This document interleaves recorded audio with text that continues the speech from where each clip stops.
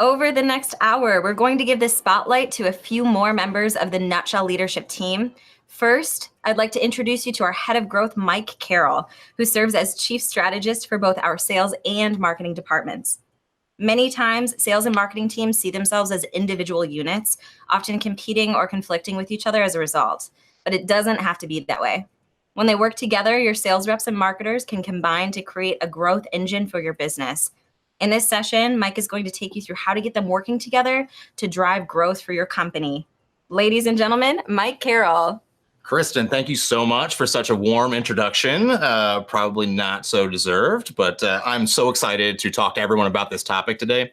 In my previous job, I was definitely an advocate for uniting sales and marketing teams, but as I come to work at Nutshell, I've become definitely an evangelist because we have a single growth team here, and that's both sales and marketing, but we're going to get into that in just a little bit. So before we get started, I just wanted to give you guys a little bit of background on what I did previously, just to give you some context. So previous to Nutshell, I helped build and run a small digital agency focused on lead generation here in Michigan. We worked across the B2B and B2C spaces for all kinds of companies, from startups like Quizzle and Amplifinity right here in Ann Arbor to enterprises like Quicken Loan, Cisco, and CompuWare. And the most incredible part of that experience for me was the variety of sales and marketing challenges I had the opportunity or chance to work on, throughout my time, my 6 years at the agency. But the single biggest and most consistently missed opportunity that I saw was, no matter how large or how small the company, was the lack of communication and collaboration between their sales and marketing teams. In the extremes, I met marketing teams, by the way, that would refuse to produce leads lest they be held responsible for their quality, if you can believe that. And then the inverse, I met sales teams that would just straight up say, you know what, I'm never, ever working a lead from our marketing team ever again because they felt it was such garbage. Obviously, everyone kind of ends up in the middle, and so somewhere in between. But as an agency partner, we were always responsible for producing results that would require the collaboration of both teams, no matter what their relationship is like. So I loved working with both teams, but that lack of communication and collaboration, trust even, if you really think about it, was so frustrating for everyone involved that it started to drive me a little nuts. So as our agency matured, one of the things that we realized was becoming a conduit between our clients and our marketing teams and their sales teams was a great way to get better results. This isn't our metric, by the way, this 209% number, which is absolutely incredible. It comes from a 2016 or 2017 Marketo study. So it's just not my anecdotal experience. They did this over thousands of companies, and so it's a legit number. But when I get the chance to come to Nutshell and help shape our growth team, I jumped at the opportunity, right? Because we don't have a sales team. We don't have just a marketing team. We've got a growth team. And I'm going to talk a little bit about more why that's important, why the single team is important in just a minute. So I've only been here since April, which is kind of crazy, by the way. It feels like I've been here forever. I don't know if everybody believes that.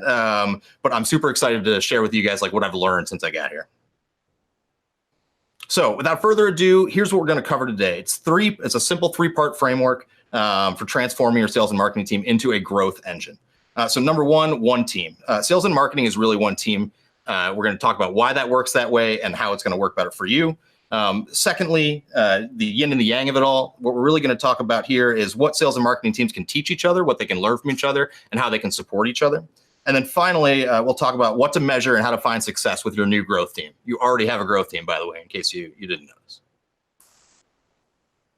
So I think the most important thing to do if you're looking to take this step is to immediately stop thinking about sales and marketing teams as teams, plural. They're not. It's one team. And to some, this might feel a little radical. So let's talk about why it's one team. Most importantly, because everyone on the team is working toward and being measured by the same metric, which is revenue growth, right? We're all expected to drive revenue within our organization. And if we don't, whether you're sales or marketing, you're going to be in serious trouble. That's how we all get paid. And if you're not measuring, by the way, your marketing activities in terms of revenue, I highly recommend that you do that immediately. And then from a funnel perspective, marketers sell one to many. Salespeople sell one to one, but they're both selling every day, all the time, right? So it's just selling by a different means. A great thing to understand when you're trying to drive growth with collaborative sales and marketing is this chart right here. So understand that it's a single funnel, like I said. So MQLs, SQLs, hot leads, prospects, intent, awareness, qualified, not qualified, whatever. Lots of teams use lots of nomenclature to describe, a potential customer's position in the buying journey. But it's still a single journey. And as our own Andy Fowler says all the time, it's a single journey from first contact to thrilled customer. So sales and marketing disciplines have responsibilities and opportunities to actively and passively contribute towards moving leads down the funnel from anywhere in the funnel, because your customer's journey is not necessarily a linear one. So like while you look at this funnel right here and it looks like you're going from top to bottom all the time, of course, we know from our experience that your customers are going to jump around this funnel quite a bit. There might be customers that decide, the customer is going to decide where they are in the funnel. Some make decisions based on logic, some make decisions based on emotion. And we all know from day-to-day experience that a customer who says they're ready to buy may get cold feet and float away. And we also know that top of the funnel customer who just downloaded an asset might be ready to buy right away, and you just can't know until you engage them. So as a result, both your marketing and sales experts need to be ready to pick up the ball at any point in the funnel. And the only way to do that is to work together. So continuing the old trope of sales and marketing, did we miss a slide? No, we didn't. So sorry about that. So continuing the old trope of sales and marketing carries with it the notion that you're separate. So we're trying to dispel that notion. Uniting under a single banner is more than just a line on an org chart. It's really a state of mind. So, excuse me, I have to Marco Rubio and take a sip of water. Sales and marketing are two teams that have trouble talking to one another. Growth teams are focused, they're malleable, and they're flexible, and they're adaptive. So I mentioned this because I think there's a lot of confusion around what a growth team is or can be. Originally growth teams were formed out of software companies because they created the opportunity for marketers, sales leaders, and engineers to drive growth by building innovative experiences in the product itself. However, I think the terms really expanded to encompass a philosophy more than a specific structure. So today, growth teams are interdisciplinary groups of talented people aligned to achieve a single objective. And of course, that single objective is revenue growth. So here's the best part. Your sales and marketing experts can't wait to work together. And I know that sounds crazy, and sometimes there's arguments or whatever else. Even if they don't know it yet, they're fundamentally ready to work together. In fact, they might have different talents and their day-to-day can be vastly different. But again, like they both sell. They sell every day. They sell to the same people. And anyone who sells knows we all have a kinship. So while the beginning of bringing these two teams together as a single unit might be a bit rocky, the chemistry is there. So let's talk a little bit about the strengths and weaknesses of sales and marketing contingents of your new growth team and learn how to leverage them. So in a one-to-one communication, there's an incredible amount of flexibility. So this is why sales reps are really good at reading their prospects, right? Gathering information in real time, adjusting their pitch to match the reaction of their particular prospects. And as a result, they're personalization experts. So that's really important. Transactional motivation forces everyone to keep it simple and focused. So when I say, salespeople are transactionally motivated, obviously what I mean by that is they're sort of hyper-focused on the opportunity that's sitting right in front of them, which is a little bit different from marketers.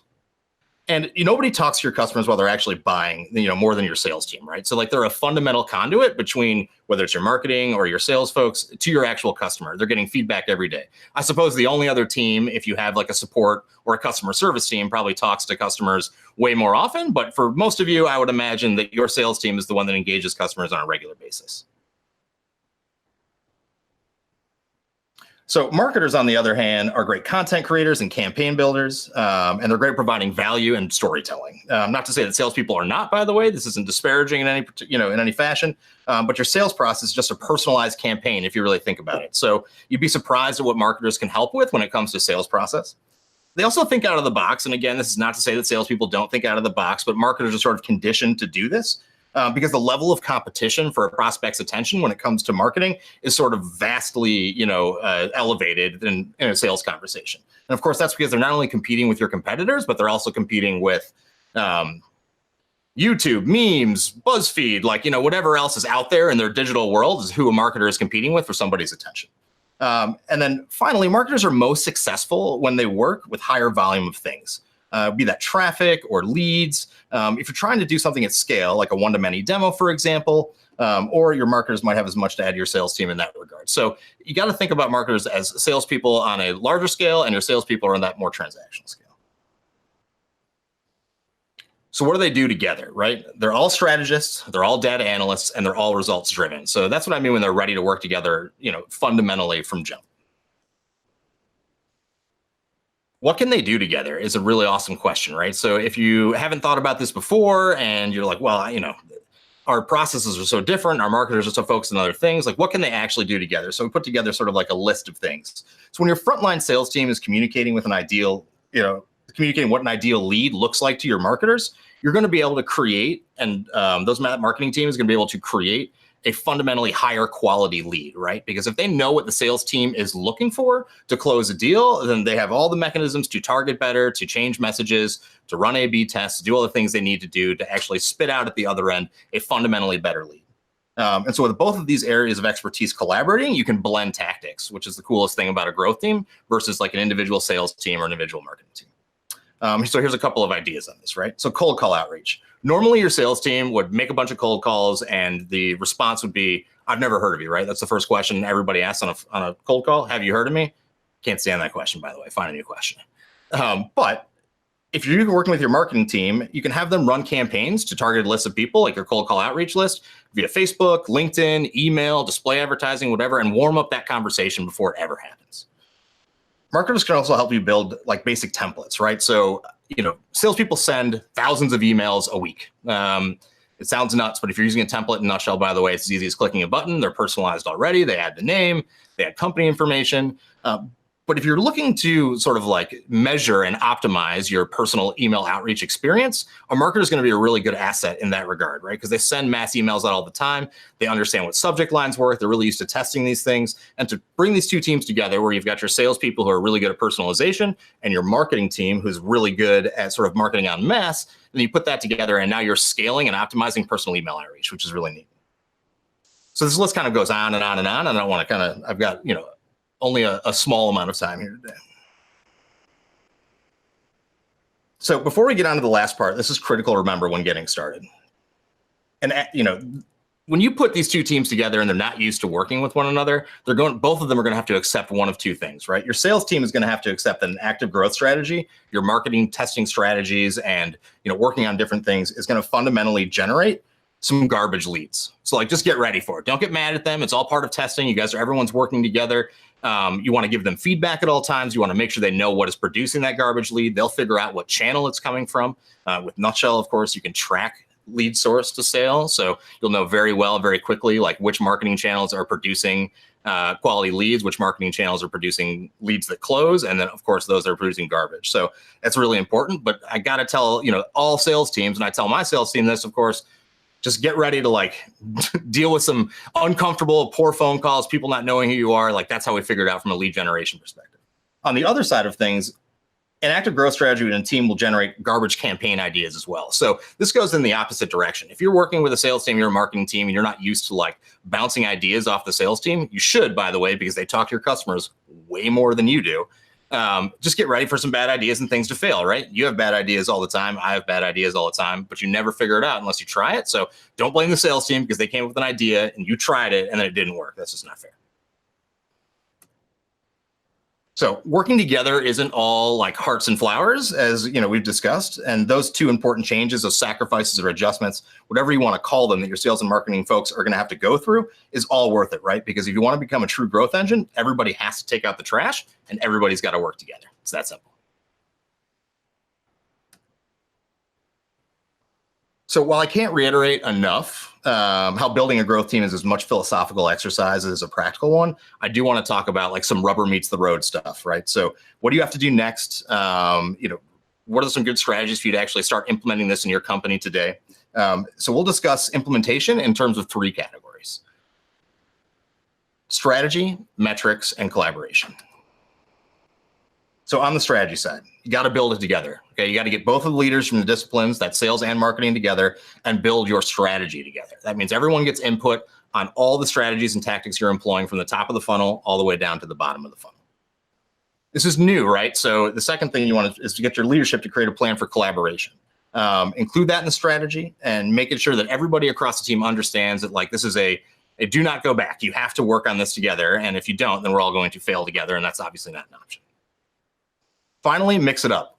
One of the best things that I did when I came to Nutshell, and I've done it at other organizations, is when I was trying to understand what our customers wanted and how they interacted with our sales team, you really can't do it from afar. And I've got a stronger marketing background. I'm cool with admitting that. So instead of asking questions of people on my team or whatever else, I wanted to find out for myself. So for about I don't know, it was 4 or 5 months, I've joined the Nutshell sales team as a business development representative, right? So I'm out there making cold calls, calling our inbound leads, talking to people on the phone, answering trials questions, which drives Catherine nuts, by the way, because I'm not perhaps the best support option out there. But what I learned a great deal about was like how to build our sales process in a better way, what marketing tactics we could employ en masse to create a better lead, to sort of filter these conversations or seed these conversations so that when they finally came to us as a trial user or as someone that was interested in buying our product, that those easily answered questions are answered up front. And like, that's a great thing that your marketing team can do, right? Like speed up the level of the conversation so that once they come to sales, they're not wasting their time answering questions that are available on your website or easily answered through chat or in the knowledge center or something like that. So, and then this last one is pretty straightforward, right? Is like what constitutes a lead, a marketing qualified lead and a sales qualified lead is something that your sales team and your marketing team has to fundamentally agree upon. You got to be, you got to be speaking the same language. You got to be using the same nomenclature if you're going to collaborate together. So this part is a little bit different for everybody because I don't know what kind of business you're running and I don't know exactly what products you're selling, but metrics are going to be the most important thing that you guys leverage together as a team. So the first thing you need to do is agree on your unified metrics. And those are numbers that can affect the team, that can affect your team's ability to drive revenue growth. Here at Nutshell, we call them Disney World numbers. The reason why I call them Disney World numbers is only because I read an article one time about the gentleman who runs Walt Disney World, which seems like this massive enterprise. And it was all about data and metrics. And I was curious, like, man, I wonder what he looks at every week, every month, every day. And it actually is only 3 numbers. It's wait times at rides, concession dollars, and then ticket sales at the front gate. And it's that simple. And so when you can boil down your metrics to 2, 3, max 4 unified metrics that everybody agrees on, then you're going to be cooking with gas. So those metrics could be a lot of different things. For us, they might be activation, right? So that's your conversion rate from lead to customer, and not conversion rate from web visitor to lead, by the way. That's a different thing. There might be funnel velocity and volume. So what I mean by that is like how quickly your leads are actually moving through the funnel. Both your sales and marketing teams can have an effect on that particular number. It also means something like number of personal demos scheduled, or number of live demos registered for. Again, these are things that salespeople are having conversations with your prospects, at least in our case, and also your marketing people are sending emails to them and making sure that they're driving them to take those actions. The next thing here is to set obtainable goals. And when I say obtainable goals, I mean like stupid obtainable goals. I'll give you a great example.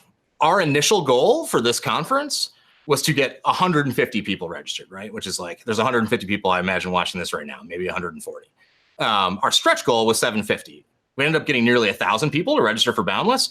And the reason why that's important, right, is if you are working together as a team for the first time, what you really want to do is like get a goal that you can all accomplish and celebrate together. And I don't really care how small it is. The celebration and the achievement of that goal is going to bring the team closer together. And like, that's why you do that. You can always push a goal out, right? Like bringing a goal back from something that you failed on is not, is not an advantageous way to get 2 teams collaborating together for the first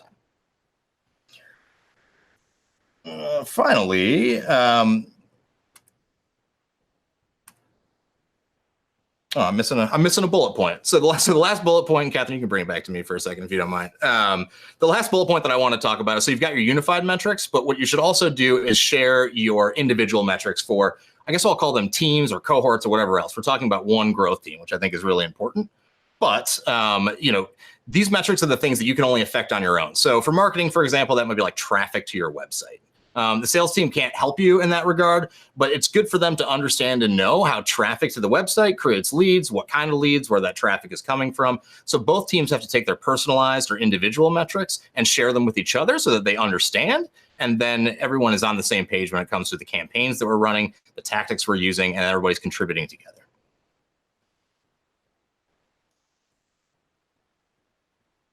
Finally, the last category is collaboration. And some of these suggestions are going to seem like ultra simple, and they are. They're simple to say, they're harder to do in practice, right? So I hate meetings as much as you do, and I call them all the time, so I'm sure the team is laughing right now in our green room, like, oh, Mike Carroll hates meetings. It's really clever. Okay, but I don't like them. They're not very productive from time to time, but you have to have them, right? And so now you've got a growth team meeting. You got to get your sales and marketing team together. You got to get them in a room. And it doesn't matter that like a quarter of the meeting is not relevant to maybe half the room. think in terms of everything is relevant, and then get everybody together on the same page. This one, again, seems like ultra silly, but we do it here and it fundamentally works, which is sit in the same room. Seriously, sit in the same room. Our marketing and sales teams, cohorts, if you will, sit right across from each other. So our designer, our content director are hearing sales conversations all day in the background. If they need to focus, obviously they're putting their headphones on and writing and doing the things that they need to do accomplish the goals of their day. But just having the team sit together and be a part of one another's day is a fundamental way to change the way your sales and marketing folks interact. It's super important. Third thing is definitely to share in success, right? So it's simple, share wins with everybody. Just because a salesperson closes a deal doesn't mean that that was the only thing that had to happen for that deal to be closed, right? So we celebrate our big sales all the time. We use our Slack integration at Nutshell. So once a sale is made that is of a certain value, it drives right into our Slack channel, and literally the entire company gets to celebrate it all together. That's engineering, product, customer success, sales, and marketing. What I try to do personally for our team when I'm talking to the sales, obviously I want them to understand that that was a great close. You did a great job. But then I also try to go back and look at our customer journey and make sure that I call out all the different pieces of marketing material that that person engaged on their way to becoming a customer. And then for us here at Nutshell, of course, there's a third element, which is our support team is always interacting with people that are in trial, and they're always helping close deals as well. So it takes a village to close a sale more often than not in a B2B scenario. So celebrate everybody. And then the last one is also pretty self-explanatory, but you got to have some fun together. One of the the best things that we did when I first came to Nutshell, and it was not my idea, by the way, but it was a grand idea at that, is our CX team, our sales team, and our marketing teams all came together as one sort of hybrid growth customer experience team, and we went to Cedar Point and rode roller coasters all day. Doesn't sound like that'd be a great team building exercise, but it fundamentally was. And so if you socialize together, if you have a good time together, then you're going to be communicating with one another. And then you're obviously going to be working together as a single growth team. And so that's pretty much it, guys. There's obviously lots of in-between things there. So if you are interested in learning more about this, you can obviously email us at growth@nutshell.com. I'm going to be talking more about it on our YouTube channel, so definitely subscribe to that. And you can always tweet at us at Nutshell or me at Michael Dane. So thank you so much, by the way, for attending Boundless. This has been a great day for everybody. Awesome. I'm going to join you, Mike. Yeah. Thank you so much for a great session. We're so excited to have our very own head of growth here. Thank you. Thank you so much. So we have a couple questions from our audience, hoping that we have a few minutes to go through these. Yeah. So the question on everyone's mind, what are you holding? Oh, man. So this is okay. So this is the cold call trick thing, right? So I can even bring it up to the camera. So stress toys, by the way, I don't know, for those of you who make phone calls all day long, and maybe this is to let people know that, yes, I am a sales guy. You got to have something to squeeze on, dude. If you're making cold calls, you're making sales calls, if you don't have that. So I brought this up here with me because I'm used to talking to roomfuls of people, and I'm talking to an empty room right now, and it makes me a little nuts. So I figured I'd bring this with me. Tip from a pro. I love it. I had to ask. All right. And so to be a little bit more serious, as you are gathering metrics and, uniting teams, what do you use to track those metrics as your source of truth? What do both teams look to agree on the same metrics? Nutshell. So, and we've got a couple of tools here at Nutshell, but fundamentally it is our CRM. And your CRM should be your source of truth, whether you're the sales team or the marketing team, in my opinion, because that's where you're actually counting revenue that's coming through, right? And so the golden rule for marketing teams is to track leads from source to sale. So at the minimum, you want to know what channels they came from. Google AdWords, Facebook, your organic traffic. If you're getting really fancy with it, which you can with Nutshell, and I don't mind plugging that, you can get all the way down to the campaign level. So actual keywords that you're running, landing pages you're pushing people through with our Unbounce integration. So your CRM should fundamentally be your source of truth when it comes to tracking all this stuff. We love hearing that. Another quick question. How does your marketing and sales team work together to create content? Oh, man. So we've got a content channel on Slack, right? Everybody in the company contributes to our content channel. I think one of the best ways we talked about before a little bit that, that we want to generate content from sales is Ben, who's our content director, gets to hear Austin and my phone calls and our other salespeople's phone calls all day long. And I know that he picks up on pieces of content without anybody knowing about it. And then the door is always open. So Austin and you, for example, are always suggesting pieces of content. And so it's really a team effort. I know from the agency world, the hardest thing to do ever is to get your team to create content. So my breath of fresh air when I came to Nutshell is that like everybody here creates content. So I can't thank you all enough for that. Oh, we're so lucky to have you here. And obviously we mentioned, going to Cedar Point as a team building activity. What is your favorite way to get together with the team for team building?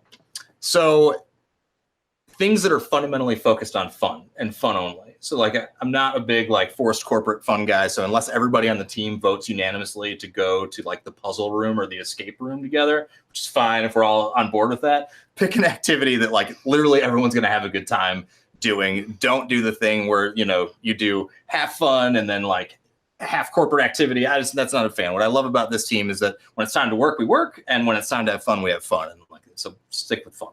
Great answers. Well, thank you so much, Mike, for an awesome session. We'll be back in just a few moments with our head of engineering, Chris Kane, and CTO and founder, Andy Fowler.